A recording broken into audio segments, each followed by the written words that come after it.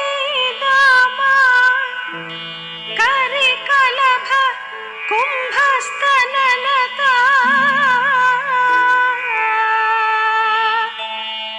परीक्षिणा मध्ये परिणत शरश्चन्द्रवदना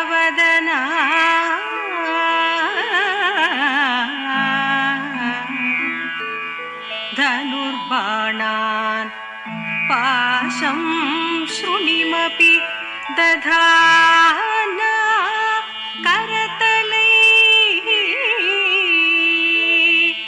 पुरस्तादास्तां नः पुरमथितुः आहो पुरुषिका.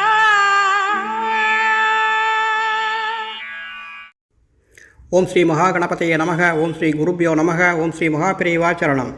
ஓம் ஸ்ரீ ஆஹோ புருஷிகாயை நமக. சௌந்தரிய லகரி ஸ்லோகம் 7 ஸ்ரீதேவியுடைய திவ்ய ரூபத்தை வர்ணிக்கிறது. அதாவது அம்பிகை சிறிய மணிகள் ஒலிக்கக்கூடிய ஒட்டியானம் அணிந்தவள், யானையின் மத்தகம் போன்ற பெருத்த ஸ்தனங்களால் குனிந்திருப்பவள், சிறிய இடை உள்ளவள், சரத்காலத்து பூர்ணச்சந்திரன் போன்ற திருமுகம் உள்ளவள், வில் பானம் பாசக்கயிறு ஈட்டி இவைகளை 4 கைகளிலும் தரித்தவள்.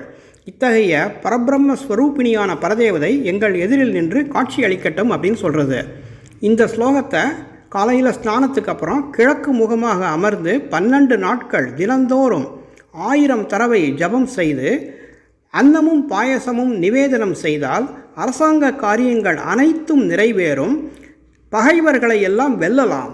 ஆகவே அன்பர்கள் இந்த முறையில் ஜபம் செய்து நைவேத்தியம் செய்து பலன்களை பெறுமாறு எல்லாரையும் கேட்டுக்கொள்கிறேன். நன்றி, வணக்கம்.